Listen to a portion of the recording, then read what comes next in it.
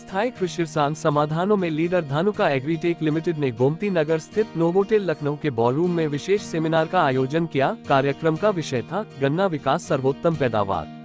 इस कार्यक्रम में सरकारी अधिकारियों, शुगर मिल मालिकों, गन्ना विशेषज्ञों तथा किसान विकास केंद्र IISR के वैज्ञानिकों, जिला गन्ना अधिकारियों एवं अन्य नीति निर्माताओं ने बढ़ चढ़कर हिस्सा लिया। उन्होंने उत्तर प्रदेश में गन्ने की उपज और गुणवत्ता में सुधार लाने तथा इस क्षेत्र की चुनौतियों को हल करने के लिए आधुनिक समाधानों पर चर्चा एवं विचार विमर्श किया।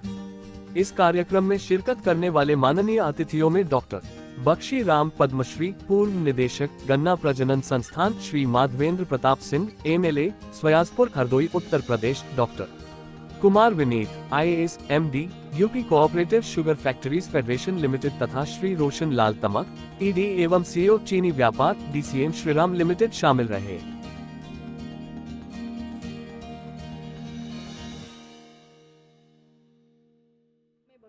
हो और उन जो भी दिक्कतें आती हैं फसलों में उससे निजात पाने के लिए धानुका और जो अपने प्रोडक्ट लेके आ रहे हैं और उनसे जागरूकता बढ़ाने के लिए कार्यक्रम का भी आयोजन करते हैं, उसको लेकर क्या कहेंगे?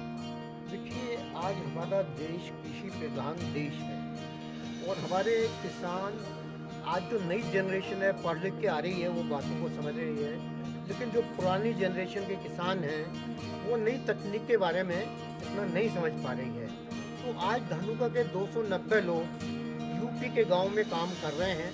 वो किसानों के खेत में प्रदर्शन लगाते हैं, फिर किसानों की मीटिंग करके उनको प्रदर्शन और उनकी प्रैक्टिस का फ़र्क दिखाते हैं और ये बताते हैं कि पैदावार सही तकनीक का इस्तेमाल करके सही क्वालिटी के इनपुट और जिसके लिए धानुका का प्रचार है हर किसान को भी जो खरीदें बिल से खरीदें।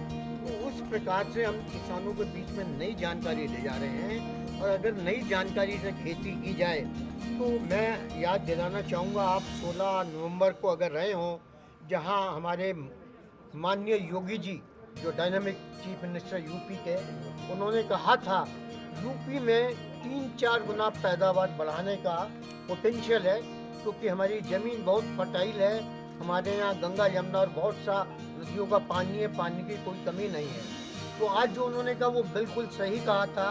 उत्तर प्रदेश में पैदावार 3-4 गुना बढ़ सकती है, लेकिन उसमें जो रोड ब्लॉक्स हैं, जो कमियां हैं, वो हम सबको मिलकर वो रोड ब्लॉक्स हटाने पड़ेंगे।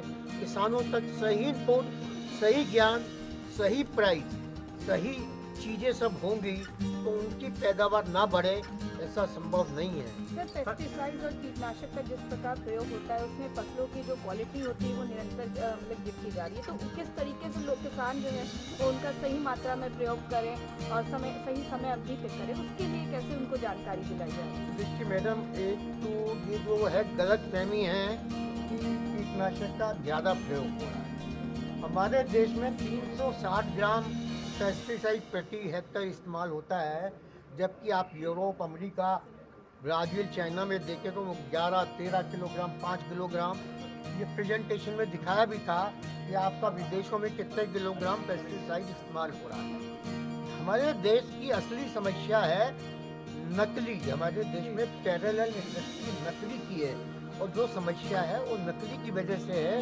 सही पेस्टिसाइड से कोई समस्या नहीं है। अगर आप और हम बीमार होते हैं तो उनको दवाई खाने की आवश्यकता है, इसी तरह पौधे अगर बीमार होते हैं तो उनको भी दवाई की ज़रूरत है। अगर उनको सही दवाई समय पे नहीं मिलती तो पौधे मर भी जाते हैं और उनकी पैदावार भी कम होती है। तो ये आज हमारे देश में कीटनाशक का कोई बहुत ज़्यादा इस्तेमाल नहीं है। उनसे अगर जो लेबल क्लेम है, जिस प्रकार से डॉक्टर आपको रिकमेंड करता है, अगर उस हिसाब से चाहे कीटनाशक का इस्तेमाल हो चाहे खाने की दवाई का इस्तेमाल हो, अगर खाने की दवाई भी अगर डॉक्टर के हिसाब से रिकमेंड के हिसाब से यूज़ नहीं की जाएगी तो आपको नुकसान करेगी। इस तरह अगर खेती की दवाइयाँ रिकमेंडेशन के हिसाब से इस्तेमाल की जाएँ तो उनका कोई नुकसान नहीं है। नकली जो उत्पाद है उससे काफ़ी सारी परेशानियाँ हो रही हैं, तो उससे किस प्रकार किसानों को बचाया जाए, उसके लिए क्या कोई प्रक्रिया है सर?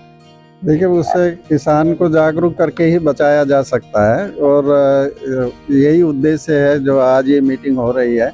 इसमें शुगर फैक्ट्री को इन्वॉल्व किया गया है, मोस्टली शुगर फैक्ट्री का स्टाफ आएगा तो क्योंकि उनके पास सभी किसानों का जो डाटा है वो उपलब्ध है। किसान, हर एक किसान, गन्ना किसान चीनी अपनी अपनी चीनी मिल से जुड़ा हुआ है, व्हाट्सएप हो, सोशल मीडिया के दूसरे माध्यम से सबसे जुड़ा हुआ है। तो सही मात्रा में आवश्यकता के अनुसार यदि केमिकल का इस्तेमाल किया जाए तो वो अच्छा है।